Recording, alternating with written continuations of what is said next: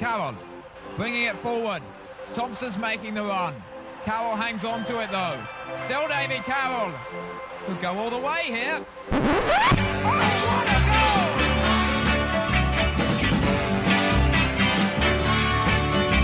I don't know what it is that makes me love you so. I only know I never want to let you go. 'Cause you started something, don't you see? That ever since we met you had a hold on me. It happens to be true. I only want to be with you. Good evening and welcome to this week's episode of Ringing the Blues. I'm Phil Catchpole, live from Wycombe Sound in the heart of the Chair Metropolis. Right, on this week's show we have all the action and reaction from that game against Stevenage. We talk commercial matters with Ben and Callum from Wycombe Wanderers. Jack Grimmer spoke to us after this afternoon's behind closed doors friendly win against Aldershot. Wycombe Wanderers fan Andy Dickinson joins us for Till Death Us Do Part. But first, let's head to Mexico City for the full Liga Juan results with Uri.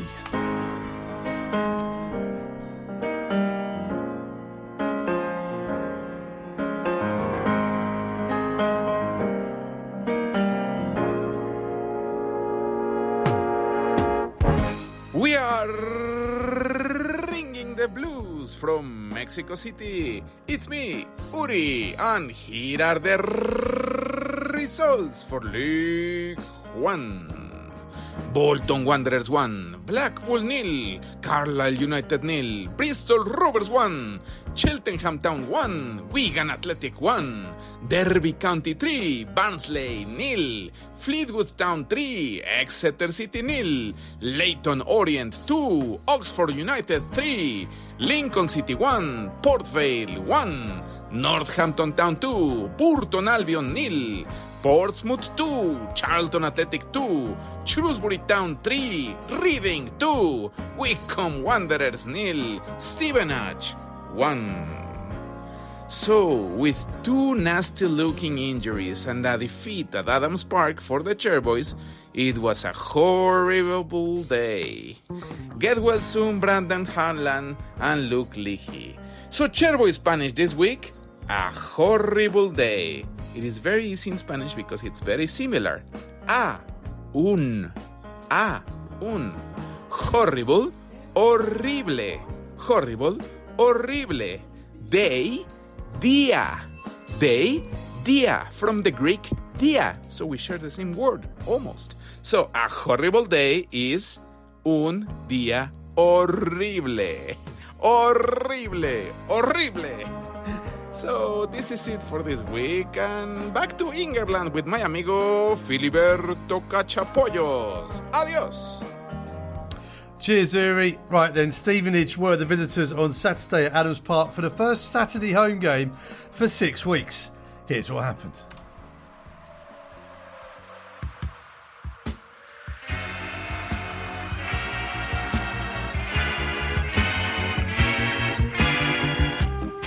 Leahy with the free kick for the foul on Farino. It's whipped in. It's a really good ball. And it's the bar off Piergiani.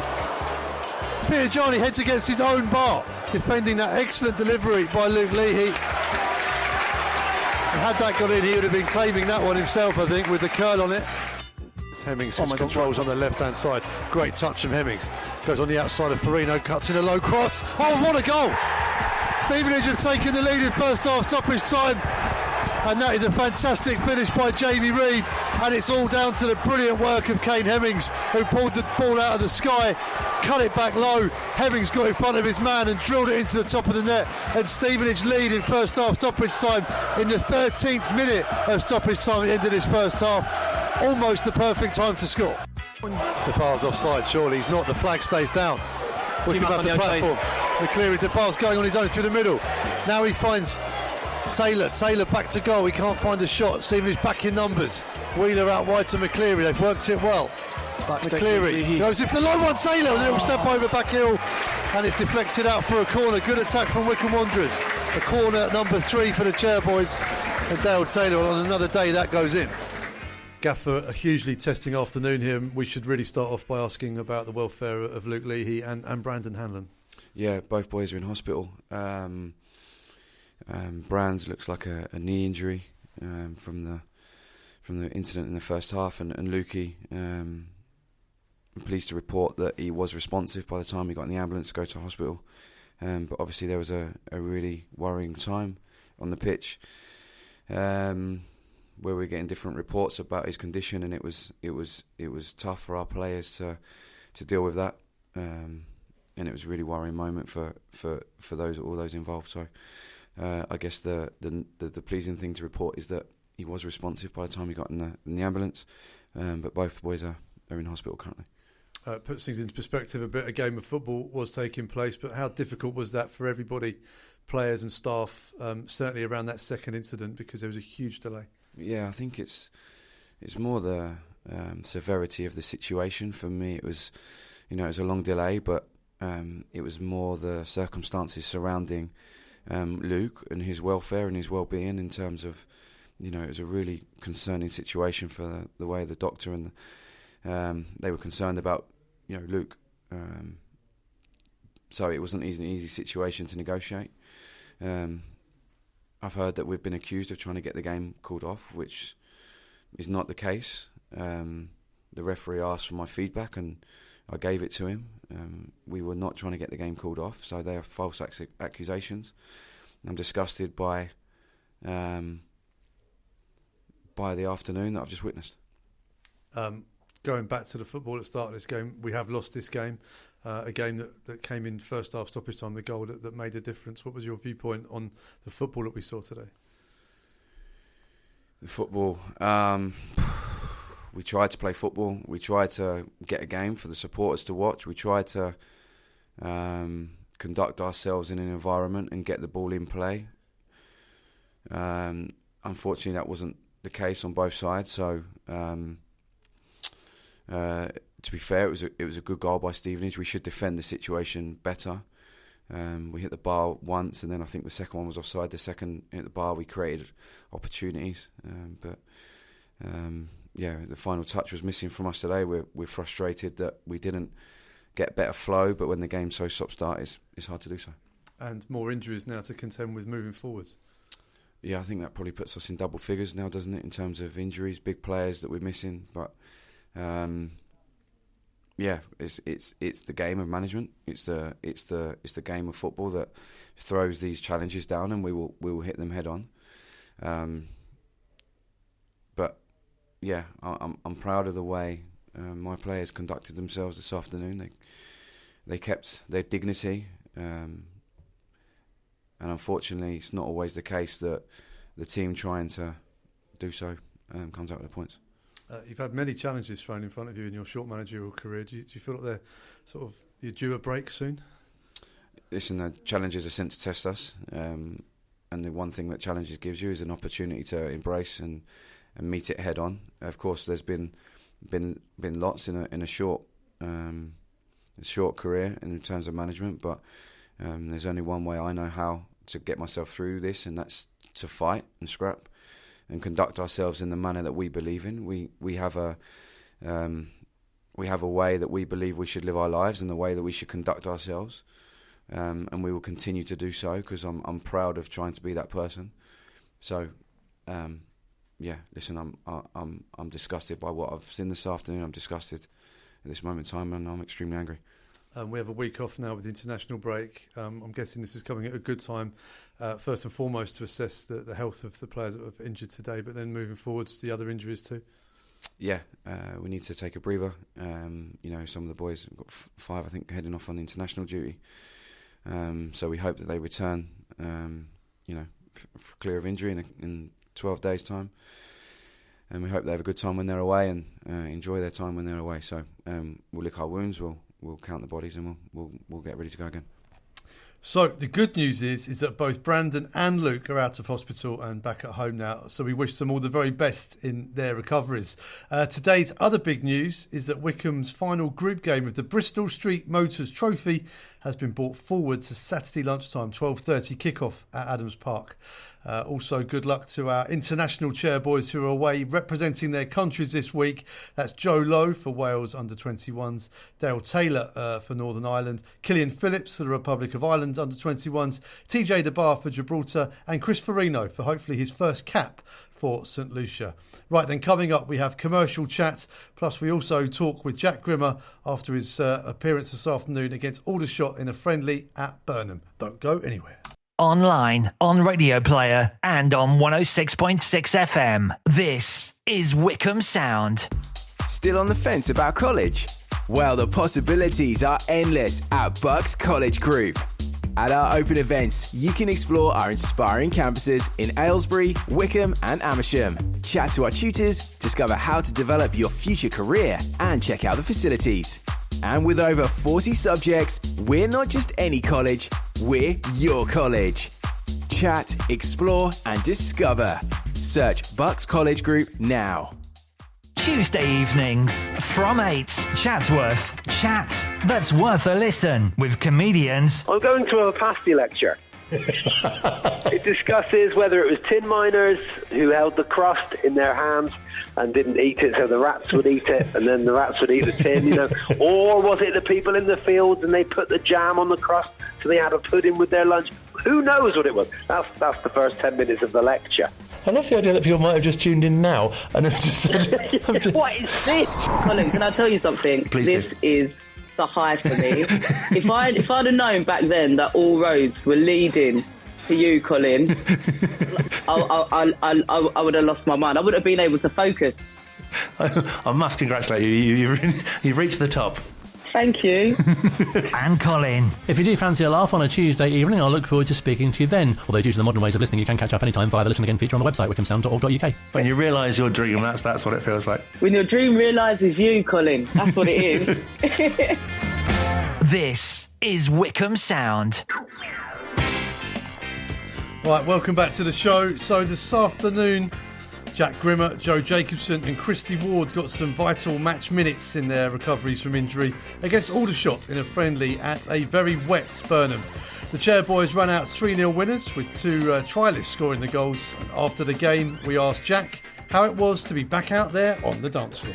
Yeah, it was really good. Yeah, I think the weather wasn't the best, but that's all part of it. You take that in your stride. And, the pitch down at Burnham is a really good one. The surface is brilliant. And we've trained it a few times, and it's always got that nice sort of slickness to it, especially with the rain. But I think the most important thing, like you said, was the minutes. For a few of us coming back, actually, we got some minutes in the tank. So I think it's just nice. You get through the game. It's nice to win, of course it is. And a clean sheet, I guess. But, the most important thing is you get through the game, get back into little habits that you had before, and, injury-free, and you move on. Yeah, you, JJ and Christy Ward back getting minutes today. How did you feel like this morning? Because it's been 3 months. Was it a bit like Christmas Day? Yeah, it was a weird one. You forget, like, when you put on the strip, it's that first initial putting on the strip. You're like, oh, you forget. Thankfully, it's not any tighter than it was before with all the snacks that we've been having. but no, it is. It's really nice. It's like little things as well, like your shin pads. Like you forget where your shin guards are, and it's about getting into that routine. And but that's why I just wanted the game done and dusted. You get the first one, just get it out of the way, get through it, get minutes in the tank. But like you said, JJ's coming back as well. He led us out there today with Christy Ward as well, putting in a really good performance. So I think it was a big success. Trialists come in, they did well. I think it always helps, like I said, when you win 3-0. I think it's quite a comfortable game. But that's just not to say any disrespect to Aldershot, because they gave us a really good game. But I felt like a lot of things clicked, and we played well, and everyone got what they needed individually out the game. So it's been a great day. Yeah. And psychologically as well, coming back after a long injury, is it every minute, every second in the gym, it's just making yourself stronger to make sure that you think, right, I can attack that first game back? Absolutely, yeah. I think, I've done a lot of work with the medical team here, and, I feel the strongest I've felt in my career, because I remember when I got the injury and we had a discussion saying, like, at least let's use it was looking about 3 months. Let's use the 3 months to as productively as we can. And I've been very lucky that they've given up a lot of their time and effort for me. And and now I'm hoping I'll see the benefits. When I've been back on the pitch, I've felt quite strong and in a good place. And the fitness will come. The fitness today was good. I felt reasonably good actually. But with games like Wimbledon on Saturday coming up, I think it's the fitness inevitably will come, because you put in the work in pre-season and then all of a sudden you've kind of lost that base that you gave yourself. So that'll come back, I'm sure, with time. But yeah, I think you're starting to now see that hopefully the benefits of the hours that you put in the gym for 3 months. It's just long. It's really long at times, but you need to know that eventually it's going to be worth it. I guess you picture in your mind playing again while you're in the gym, because it can be solitary, it can be lonely, or unfortunately it hasn't been that lonely at this time because there's been a few of you in there. Yeah, absolutely. I think with Tom and Si, who I've been working with in the gym, they've, it's probably been my most enjoyable rehab. It's they're very open and open to discussion and open for my opinion on things, even though I don't have the brains and the degrees that they do. But they're very willing to listen to my input, which I think has been massive in my rehab. And they have made it really enjoyable as well. That some days you come in and, like you said there, you can't be bothered doing anything, and they understand that, and they're like, okay, do a few exercises and go home because you're mentally not ready for it. But it's also helped, I think you alluded to it there, with JJ and Christy Ward. We've had a little cluster of players. I mean, the gaffer's probably hating it because a cluster of players are out at the same time, but when you're then in the gym going through all your programs together, we've had little quizzes and things that have kept us going when some people are probably feeling a bit crap and that, but it's been really good, and it's nice. I think you always feel a part of it when you're playing. It's how do you feel a part of it when you're not playing? And luckily I've still felt like I've been a part of it. With things like the commentary and that, it's flown by. We discussed just before this about it being 3 months. Maybe you thought it was 2 because you can't count, but but yeah, and it has honestly flown by. And but yeah, you are looking to, like you said, you envision playing again, and I am looking forward to getting back out there. You've definitely thrown yourself into the media world. I think you did the Twitter account on one game, and you've done a few games with me, including an away game as well. So you've definitely thrown yourself into different opportunities.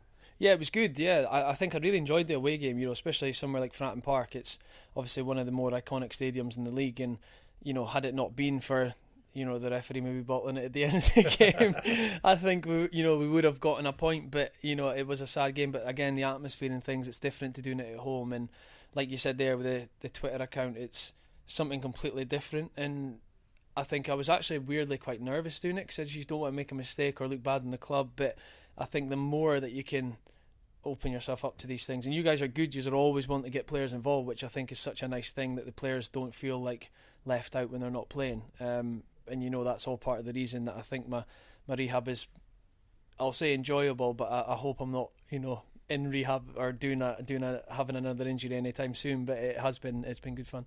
Well, Jack, just to clarify, it's a one-way street. We're not looking for opportunities out on the pitch, okay? I mean, you can get your boots on and we can get you, because that would be a great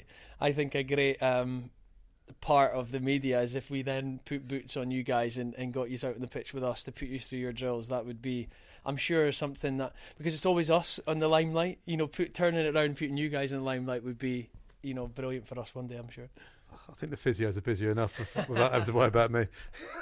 I know, that's the thing. You see, like, sometimes if the coaches and things get involved in training, they'll come down with a niggle or a knock, and the physios are probably thinking, like, we've got about 7 boys injured at the minute, so get off the physio bed. But no, it's good. Like I do say, it's how much can you sort of branch out and try different things, and thankfully at Wycombe, we let people do that all the time, which has been good. Yeah. One of the things that Gareth Southgate did when he was at Palace, he worked in the local newspaper office when he had an injury. He said it gave him a really good understanding of the media, because sometimes the media and players, it's a fractious relationship. It's an important thing to do, I think. It is, yeah, massively. I'm lucky that, with the Bucks press and things, I've got good relationships with them, but I think it should always be a conversation. I think, if you're not always going to get good press because you're not always going to play well, and they essentially have to report. And I know, like you said there, notoriously sort of press and players don't have the best relationship, I think, but I think it doesn't they can put their, as long as it's an unbiased opinion, they can put that across. And I think as long as the conversation is there to be had, then I think it's a sort of bridges can be built. I think luckily we're not under the limelight that the England stars are under, or the Premier League players are under. But like you said, I think the better that gap can be bridged, I think you're only going to get better stuff and you're only going to get better access. So it's it's fun. The players do the same things most of the time. You train, you go home, you do your gym stuff, you go home, and it opens up sort of new avenues for players, and it's like I said, it's been enjoyable. Yeah. Well, Jack, I'm looking forward to describing your actions out on the pitch very, very soon. Please be kind. That's the thing. It's so interesting seeing it from the other side. I've been in the gantry and I'm thinking, why is he not doing that? And I'm like trying to then think as a player again. So yes, please be kind, everyone at home, when I go back playing. That would be the only thing.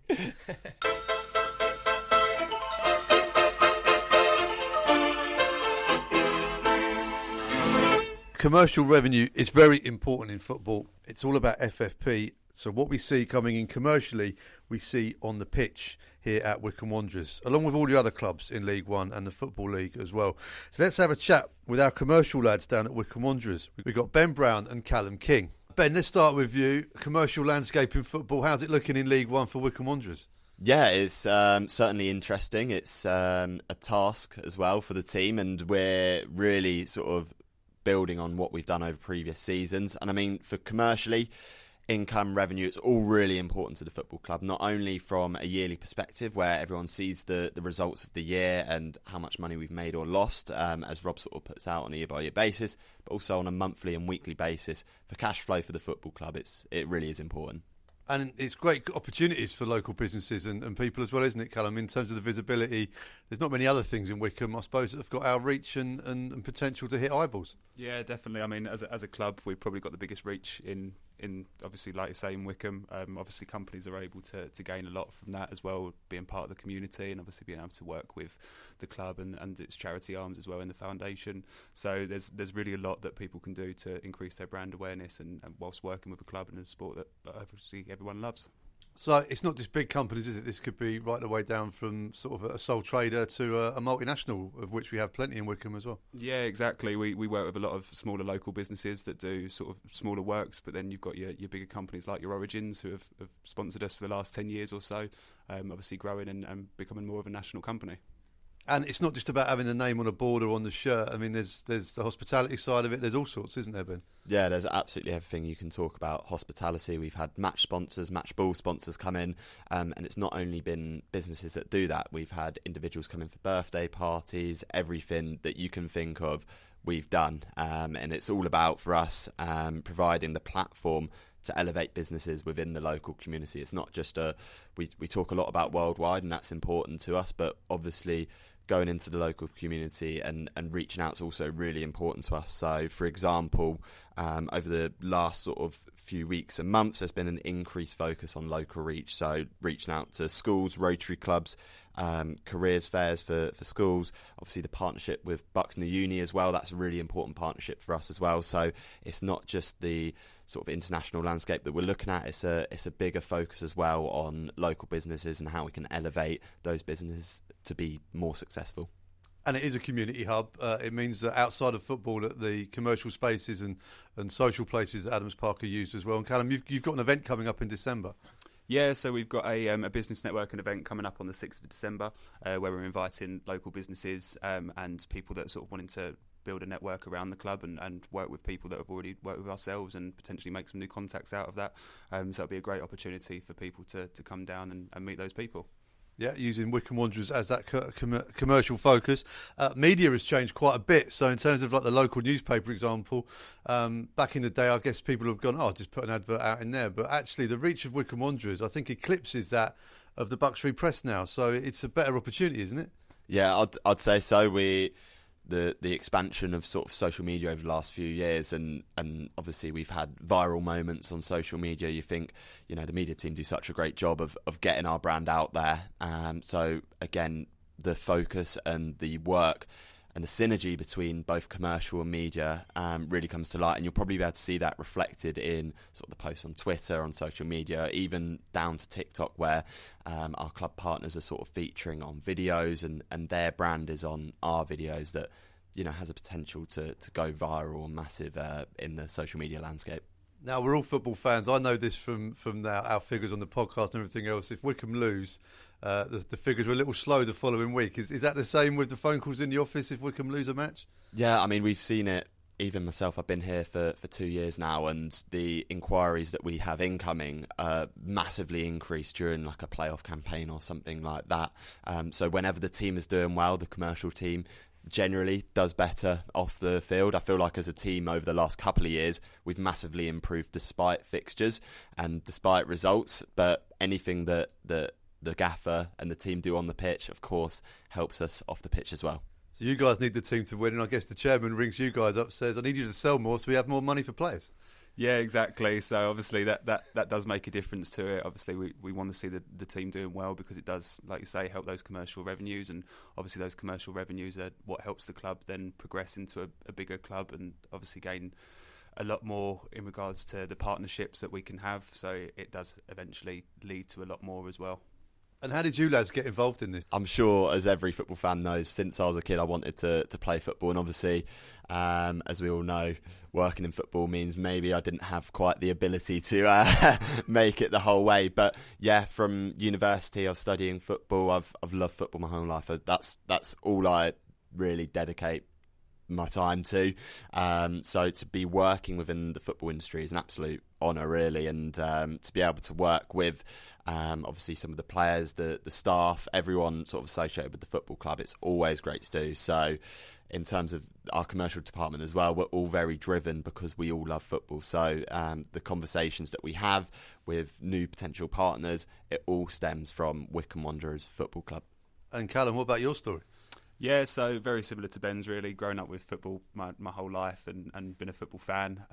Again, very similar, wanted to play football, but again, probably ability wasn't there. But then realised I sort of wanted to still work in that industry. So again, went to university to study. And luckily enough, got a job here at Wycombe Wanderers and now working with a great team. The power of football, right? So if people are listening to this thinking, I want to get involved, I want to get my company or my business or anything out there to the wider public, how do they do it? It's really as simple as picking up the phone or dropping us an email, or even coming in and visiting us at Adams Park. We're always welcome to potential new partners. If you want to look around the stadium, seeing what we can offer, feel free to drop in or drop us an email. It's commercial@wwfc.com. And where can we find you on match days? Match days, we're generally in the hospitality areas, but we're also sort of scattered around the building, so you can always come up to us and say hello. We'll have our nice blue badges on, so you can come and say hello, introduce yourselves, and see what we can sort of help with. Right, there we go. Get on the phone and get involved with Wycombe Wanderers. It all helps out on the pitch. Online, on Radio Player, and on 106.6 FM. This is Wycombe Sound. You probably think you're pretty good at multitasking behind the wheel. I mean, you have to multitask to drive. So what's wrong with checking your phone? The thing is, your brain simply doesn't work that way. Even a quick look at a message or firing off a quick reply affects your concentration and makes you less able to react to hazards. If you use a mobile phone while driving, you're 4 times more likely to crash. Think. Put your phone away. Mondays from 7. Hey, it's Rebecca, and I'm here to let you know that you can catch me every single Monday with a brand new music show between 7 and 8 p.m. I'll be bringing you some of the latest and freshest sounds, and you do not want to miss it. So come and join me every Monday, 7 till 8 p.m. here on Wycombe Sound. This is Wycombe Sound.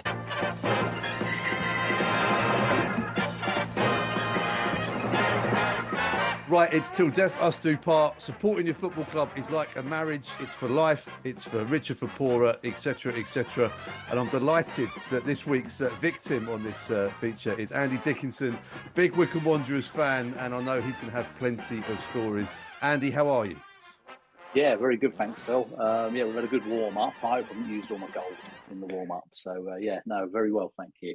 Yes, to put some context in that, we've just spent the best part of half an hour chatting about music, which I'm kicking myself for not recording, because it's probably going to be better than what we're going to do now. But anyway, Exactly. Well, we'll try and get some music in. But... to provide the backdrop to your Wycombe Wanderers fandom, we really can't escape the fact that you were involved in my opinion, the finest Wycombe Wanderers fanzine that has ever been, the Adams Family.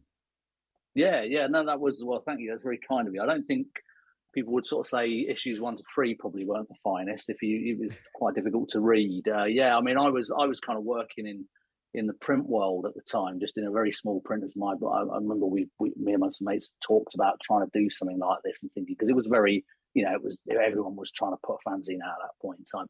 And we just had a little bit more access to the kind of materials that you would need to do that. It was kind of like, there was a barrier to entry in fanzine world at that time. For starters, you've got to have like a computer of some sort, which I think we had one between us. And we started doing that. And obviously my gaffer said, well, we'll print it for you. And he actually did a terrible job of printing it for us. And it's quite difficult when you're employed by someone who's done a really terrible job, because he blamed our artwork. I kind of blamed him, and it got a bit frosty. And we only 2 of us working together, so it was almost the end of my YTS career, youth training scheme for the kids there. So it was difficult, but yeah, we built it up and we got going quite nicely. I think we did this must be just over 30 or so. It was a very irregular production schedule. The main reason we set it up, of course, was we wanted to go to USA 94 to watch England in the World Cup. So we wouldn't let anybody keep any money. I kept it all in a post office savings account. We said, we'll use that, USA 94, let's go and see the lads out in the World Cup. Of course, England didn't qualify, so that was a waste of time. So we went anyway, not to the World Cup, we just went a bit earlier. So yeah, we had a nice holiday, but we didn't go to see England playing in 94, obviously.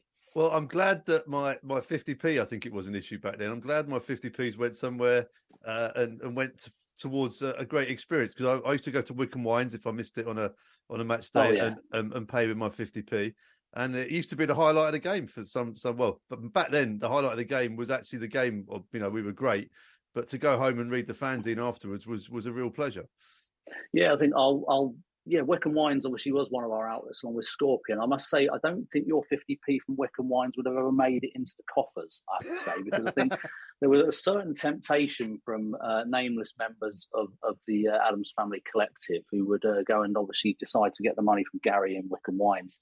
The money seemed to then usually get kind of swapped out for Skull 1080 or dubious cheap bottles of wine. So I think you probably funded someone's drinking habit, but maybe not the actual holiday. I was always really pleased because it made it. I could have easily got it from Scorpion because that was another regular hangout. But as a 14-year-old, it was quite a thrill to go into an off license legitimately. And also sort of as a reconnaissance to work out how am I actually going to get some of the hard stuff here when I eventually look old enough in about 3 years. Yeah, I think we were queuing for the train at the last playoff final, and obviously the big old queue going down Crendon Street. And obviously I don't live in Wycombe anymore, but we were kind of like, that was Wycombe Wines there. Look at it. This kind of like stuff. I think I had my photo taken outside it, which is not had that one put in a frame, to be fair. But good times. Wonderful times, which leads us on perfectly to our first feature. So it's something old, something new, something borrowed, and something blue. Let's start with something old. Your favourite ever Wycombe Wanderers memory, and I'm guessing this was a tough one to answer. It was. I mean, I kind of had to do a bit of a short list. I think I started in the 85-86 season watching Wycombe. So I think that what drew us in was the FA Cup run in that year, where you had kind of obviously infamous games at Lokes Park, sorry, I was about to say Adams Park, there against Colchester first of all, and Cheltenham, and not Chelmsford, come on man, wake up. And then you're waiting, you're in the third round, so I mean obviously I've probably seen 1 or 2 games that Dad would have taken us to down at Lokes Park, but you got third round draw, and I can remember sitting there like kind of radio, we're going to Liverpool, Man United, Arsenal, whoever, and then we get York City away, of course. We were like, still felt quite big. But a bit disappointing. I remember going. That was the first time I ever went with a coach away to York City, and it was snowing, and coming up. I don't think I'd ever gone any further north in the country at that point in my life, and seeing sort of pit wheels in the kind of like up. What is this world? And I can remember us kind of trying to taunt York City supporters with the kind of cliche of the impoverished North, not particularly realising that York was quite well heeled and probably posher than Wycombe. But so there was that, and you had kind of like all sorts of things in that, and that sort of season. And I kept thinking about that, and but it was ultimately a season of kind of disappointment. So I think you've had to push me on the absolute memory of them all, which is the whole point, really. It'd be that playoff final against Preston, I think. And the reason I've kind of gone for that is that, it's kind of almost at the end of a run of total invincibility for Wycombe Wanderers. And it's an era that I kind of came in just at the start when it was not quite there. So you've got Jim Kelman and Alan Gain and people like that. And then Martin O'Neill comes in. Obviously, don't need to talk about, that because that's well first. But, you've got your FA Trophy finals. You had your evening stand of five-a-sides even that we went to. And kind of like, you just won them all. And I would have gone to that Preston game and not even considered for a second that we were going to lose. I was the same. I was the same. There was no jeopardy on that train journey. It was this sort of like like going to a wedding almost. Of like, this is going to be a great day. I'm really looking forward to this. And famous old Preston North End. I was like, well, they've got no chance. No, I didn't even consider Preston North End, in all honesty, which is incredibly disrespectful. It was just like, it's all mapped to have a couple of pints in the Flint. We'll get on the train. We'll get your programme. We'll have a sit down and we'll just enjoy. And we'd even worked out where we were going out for drinking afterwards and celebrating and things like that, which is what, when we finally did lose one at Wembley, the absolute shock. I didn't know what to do. It's like, because we just Wycombe, we go to Wembley and we win. And so, just tipping up at Preston and just total arrogance, just like, who are these? It's rubbish. We're going to win this. And so, of course, it's like, I was also at that point in time just doing a bit of work for the old Wycombe Star, doing some match reports in there that we've managed to, myself and your own Neil Peters have managed to sort of worm our way into. I mean, say worm our way, and we were doing it for free basically, so they weren't bothered at all. And so, as well as the day and everything about it, and I'll watch the goals back again this morning because they're just amazing. The second one, Garner's take from that long ball is just extraordinary. You forget about that now. But of course, the other thing that makes it not the whole day, everyone, all your mates there, and kind of thing. We were sat at the end where the second half goals went in. We were kind of right on the 18-yard line down the side, so we had a great view of them all. And also, because we were doing it, I didn't want to sit in a press box. I wanted to sit with mates. So I sat in these cramped little seats with my notepad, making a few notes of the key moments. But then we got to go to the kind of interviews afterwards in the bowels of Wembley somewhere where the kind of press conference, and I can still see it now, this dingy old room. And there's Martin O'Neill in the middle, Dave Carroll to one side of him, and Simon Garner to the other side of him. He's sat there with a pack of 20 Rothmans on the table, and he's literally just smoking and answering questions in between puffs. And every time he wants to think about it, he just takes a big long drag, and I'm not very good at tactics, and I'm not very good at like working out who's meant to be playing where. I don't see the game in that way. For me, it's all those kind of daft memories and things like that. I'm much more likely to remember Simon Garner and his Rothmans than anything that actually happened in the game. So, that'd be my favourite without any shadow of a doubt. It was a fantastic day, and it wasn't just a victory. We actually took them apart. You mentioned Simon Garner. One of my memories, and I still haven't really found a good clip of this, but he got booked for scoring an absolutely audacious goal from near the halfway line, which I think was given for offside. But it's just the most tremendous piece of skill at the home of football. And some sort of petty official came and booked him for it. I've always found that the most sort of staggering injustice. And I think it's said to be onside. People who have seen it since believe that it was genuinely onside. But no, I mean, you get that, don't you? It's kind of like, why would you do that? Why would you do that booking? It's pathetic. It's no wonder he always used to go to the bar after a game, after stuff like that happened. I think, and that was obviously, there was quite a big turnout from us. And I always remember, my mum had always gone to games. She couldn't go to that because she was a nurse and she was actually working at Wycombe General that day. She was on a morning shift and obviously couldn't swap it. And she always says, remembering driving through the town centre at sort of 3:10 after shift and saying, it was so noticeable that there was nobody about. It was just like, there was a big turnout that day, wasn't there? Wonderful scenes. Right, on to something new. That's your favourite player in the current squad. Yes. always think I was kind of wrestling between two here. I'll go with my main one, which was obviously Garath McCleary, and it's just down to footballing ability, natural skills, plus he looks the business. What can you say? It's just like it's one of those things. I think I'll when we talk about loan players, I'll say about it's the ones that will break your heart when they have to leave and things like that. And it's like I don't want to think about the day when GMAC's not playing for us. It's just a bit too much to bear, really. It's kind of like I just think the great thing with him is like, I mean, in the past where he's been used to advertise merchandise, and so a new kit comes out, some new leisure wear comes out. Man, that looks mint, doesn't it? Like look at that. I'm definitely having some of that. Look how good that looks. And then you get to the ground and not being too unkind, but you see a few characters, myself included, who might well put some of this stuff on. You think that looks good on GMAC, doesn't it? It's not me. It's kind of like he's just like he's just. Even that thing when the video screen got put in and he had the video celebrations coming up and he's taking the hairband off and flicking, it's just so cool. I mean, he could be the next Bond for me. It's just definitely superb. Well, I think this is a first that we've talked about Garath McCleary actually having some clothes on. Normally, when we talk about Garath McCleary, it's the fact that he's often got his shirt off. So this in itself is flying in the face of popular culture. My advice that I've always lived by is, always leave a little bit to the imagination. And it's kind of like, sometimes a bit of clothing can be, let's leave it there, shall we? But my other one in there that I got in the mix was David Wheeler, actually, that I put in. A player who I just think gets better and better for us every season. I just still don't know how he jumps that high. It just... old cliches, but the fact that he can do so much, and also I just like his off the field work as well. I think it'd be very easy to just stay out of things. We all get this thing. I find it amazing with sports people who are always told to you make any statement about anything, not to do politics, social issues, or environmental issues, and you will look on any of this kind of social media sites and you will see.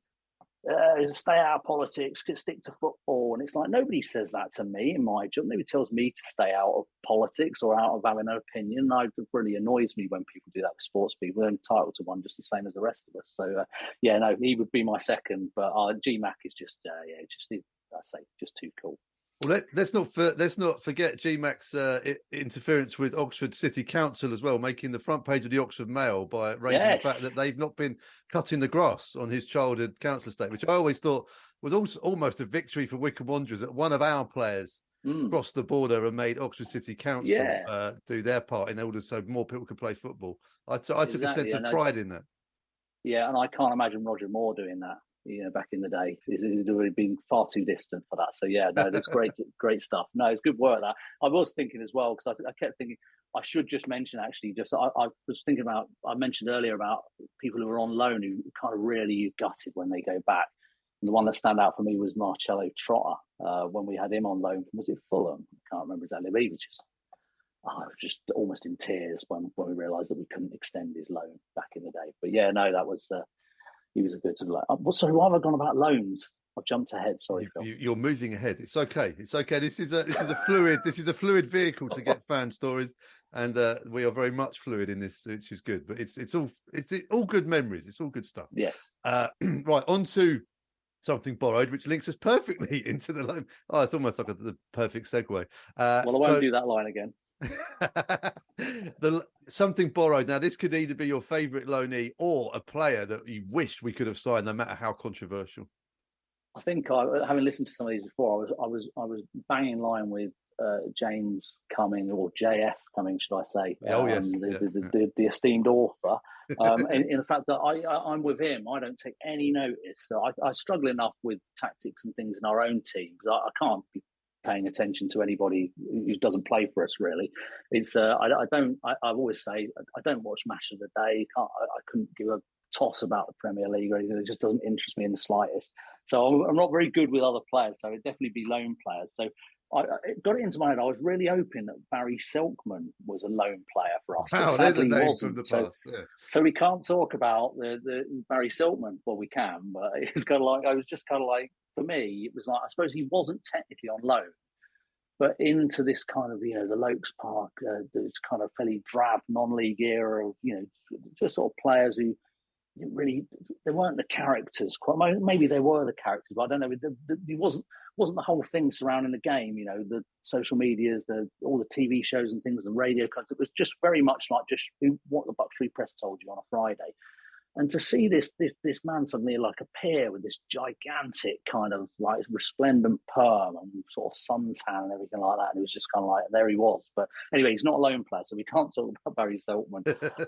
So I was thinking, well, I always remember Peter Garland coming on loan from Charlton and being an absolute world beater for us. And I think he struggled a bit with his kind of injuries and things like that.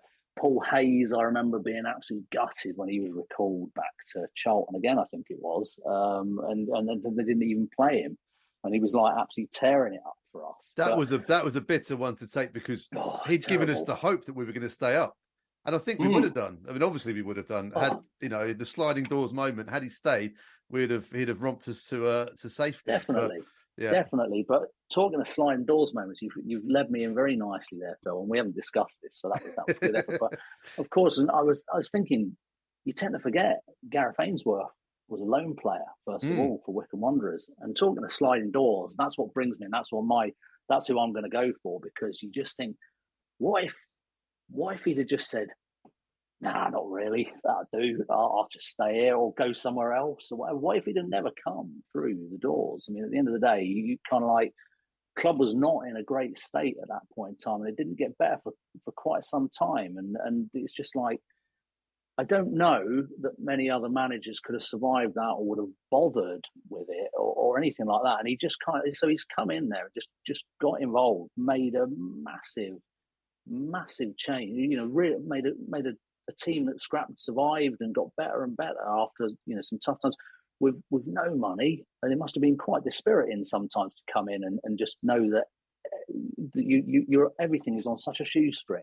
Everything is such a battle and a fight. But I suppose that plays to he's kind of an amazing character in that respect. And so yeah, for me, I mean, I often wonder what would have happened if he had never come to the club. And also, and this is a nice problem to have, because he was such an incredible manager for Wycombe Wanderers, it's almost like his playing career for us is sort of almost forgotten about or very rarely mentioned. But he was a fantastic player for us as well. Oh, God, yeah. I mean, you just see that thing like, still got his pace at that point and just very, very strong. Like you tend to have this cliche back in the day of a winger was usually very fast, very slight, kicking once, and you probably didn't really hear much from them for the rest of the game. Whereas it's quite unusual seeing this very physical winger kind of going downstairs. And because I think me and mates, stuff like that, we're all into our music and art, so we always like anybody who looks the part, as well. And it shouldn't matter at all, should it really? But you get somebody who doesn't look like a conventional figure in the game, just roaring up and down the wing. And I've always thought, players who understand that, mugging it a bit with the fans, giving it the salutes and things. I remember kind of like, I just think. We are distant, even though we kind of one club. We are distant. We're on a terrace. We're in a stand. We're a little bit distant. They are the kind of stars on the pitch. They can be whoever they are. And I always think, just if it is in your character to sort of mug it a little bit, it's worth doing because you get it paid back in spades. And yeah, Gaz was he was tremendous on that wing, and then obviously player manager for a while and things like that. But he was just I just wonder what might have happened to us had he never come. Right, that's an excellent choice of loanee, Gareth Ainsworth. A lot of people, of course, will forget that he started his association with our wonderful club as a loanee. So he definitely qualifies, and also what a legend as a player. Let's concentrate on the playing side of it for this part. So this moves us on to onto something blue, which I'm sure you've got some excellent input for this. This could either be your favourite ever piece of Wycombe Wanderers merchandise, and we've got a bit of time this week, so maybe you can do both, and your best idea for a piece of Wycombe Wanderers merchandise that we're perhaps missing out on in the commercial hotspot that is our shop. Yeah, no, I think, I'll start just briefly with the one that got away for me, and maybe you could do this in the club shop as well. But like obviously when you go into kind of big Wembley finals, and you get this kind of bootleg merchandise industry just suddenly appears in the high street or on the station. And it's a huge regret of mine. I can't remember which final it was, but I saw a man selling a scarf in blue and white for starters, not light blue and dark blue, and it said "Hi Wycombe Wanderers" on it. And I remember laughing at it and getting on the train, and I've regretted it, endlessly regretted the fact that I didn't buy it. And if anybody ever did buy the High Wycombe Wanderers scarf, I'd probably pay good money for it. It's just like, I just love it. It's just a wonderful bit of merchandise. Just, it's been knocked up somewhere. No idea who for. And what's the name of the town? High Wycombe. Yeah, what's the team? Wanderers. Yeah, slap it on a scarf. So there's that one. I'm not, funnily enough, not that sentimental about merchandise and stuff. So I've had lots of stuff over the years, but I've kind of like, you think back in the student days and with mates, and lived in various places, around the country rather than Wycombe. And someone will have gone, "Oh, I love that shirt," and I'll go, "Oh yeah, I'll have it then." That's all right. I'm kind of like, so I know there is probably some of my stuff is out in the world with people. But my favourite kind of position, I've got it in front of me, which is not much use for radio, obviously, but I need to refer to things on it, will be my 7-inch vinyl of the double A side, I believe, of the Wanderer instrumental and Wycombe Wanderers #1. Wow. So yeah, I don't know when that was released, 1991 on Eton Music. So we said we'd get some music in, but yeah, no. So it's my prize 7-inch single of the Wanderer, which obviously we know lyrics as we know why. Yeah. And the B side, which is called Wycombe Wanderers #1. So that's probably it. And it's like, it's amazing. It's got on there like an Abbey Road production, and you just think of all the music that's come out of Abbey Road. Since it was first created. I'm imagining Wycombe Wanderers #1 probably isn't going to get in the Hall of Fame, but it's still a copy here. So I listen to that every now and again. Wonderful scenes at Abbey Road, because obviously the famous zebra crossing was used in the photos and stuff. And this is very much due to Wycombe Wanderers fan Ken Townsend, who got Wycombe Wanderers into that. And if you're wondering who Ken Townsend is, and if you subscribe to Wanderers TV, in our archive, there is a wonderful interview with Ken, who basically, if it wasn't for him, the Beatles wouldn't have been famous. And he knows absolutely everybody. And more importantly, took Kate Bush to her only football match at that point to see Wycombe at Wembley as well. So Ken is a legend, so it's always worth remembering Ken. But yeah, I remember that sort of, it's not the finest piece of music I've ever heard, I'll admit. The lyric lives with me. We've got Ivor for Chairman, we've got Marty for Glyn. Yeah. We're Wycombe Wanderers and we're going to win. I mean, I've not heard this for years, and I can rattle off those lyrics. And I think there's a line, the one that always sticks in my head, of we won 3-1 at Adams Park to Altringham's dismay, having beat off all the other clubs along the Wembley way. I mean, so to be fair, some good lyrics. I mean, he's not got the mystery of Nick Cave or anything like that, but it's kind of like, but yeah, they are good. But yeah, Ken is obviously mentioned on here as the executive producer. I mean, like, I think after your thing, and I read some more stuff about Ken Townsend, it is quite extraordinary. If you don't know what that man did in the music, it's like it's amazing, isn't it? Really, but yeah, no, it's still there. But there are some other names, and I think really you ought to track these down, Phil.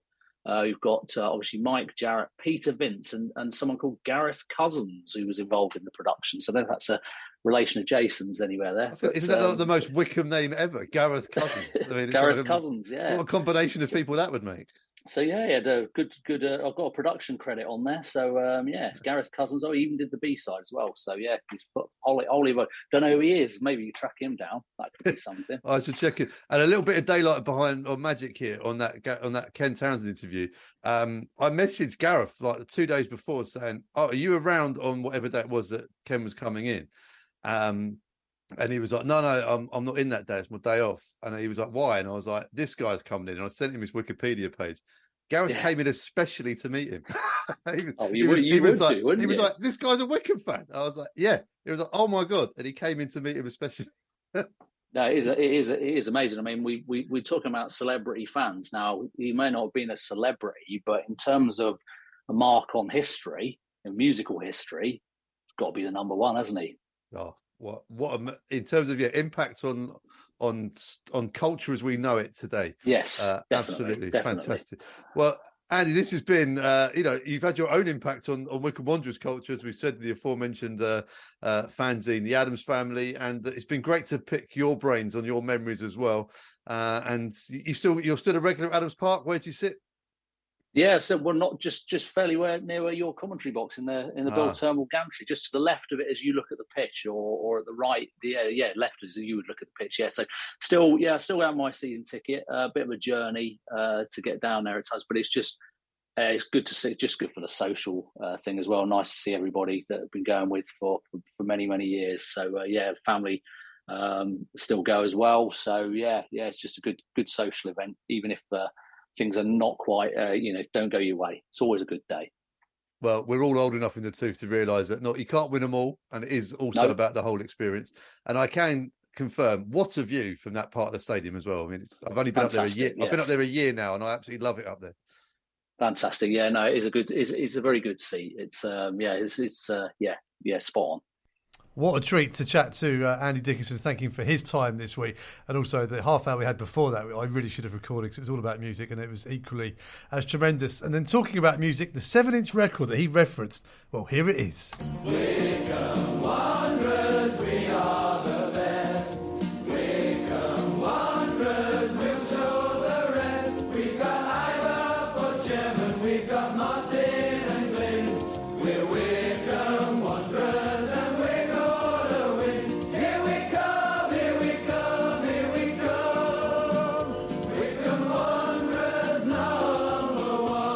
Oh, that's quite enough of that. We get the idea. Good evening to Colin, host of the Wycombe Wanderers show, and also Chatsworth, which comes up after the news on this show. Colin, what do you make of that piece of music? Is it wrong to say I was really enjoying it? No, not at all. You can have a bit more if you want. It's like those old cup final songs, isn't it? Or like the World Cup songs of of the 80s. Abbey Road, no less, as well. Ivor was mentioned as well. What other songs would Ivor be mentioned in? What, just the name, or Ivor Biggs, or the name? I don't know. That's really good. Let us know at Bluntfield on Twitter for songs featuring the name Ivor. Ivor the Engine. Yes, of course. Classic.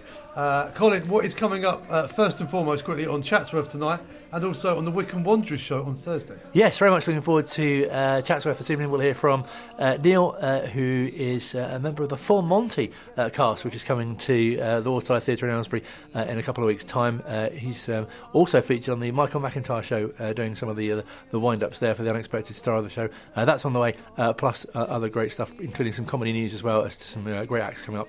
And coming up in a couple of weeks, we'll be chatting to Chris McClausland as well, who's coming to both Maidenhead and Wycombe and Chesham, I think, as well. That's on the way. As for the Wycombe Wanderers show on Thursday, really looking forward to, with our Wycombe Wanderers Ex-Players Association feature, talking to Alan Hutchinson, who's the chair. Hutch, of course. Well, he needs no introduction, does he really? He's the chair of the Wycombe Wanderers Ex-Players Association, and will be grilling, I believe is the word, Martin O'Neill at the annual dinner, which takes place a week on Friday. We'll also catch up with Maddie Armstrong, who's a 17-year-old left-back who plays for Wycombe Wanderers Women, and also, of course, building up to the Bristol Street Motors Trophy tie, which is now on Saturday. Exactly, yeah. If you missed the breaking news earlier, Wycombe Wanderers will play AFC Wimbledon in the final group stage of the Bristol Street Motors Trophy. I think I got that right. Yes. Kick-off at 12:30 on Saturday. It was going to be next Tuesday, and it is literally winner takes all. Who's going to top the group and guarantee themselves a home tie? Are you excited, Colin? Very excited. I'm still enjoying this song, actually. Well, here we go. Let's listen to Dusty Springfield instead.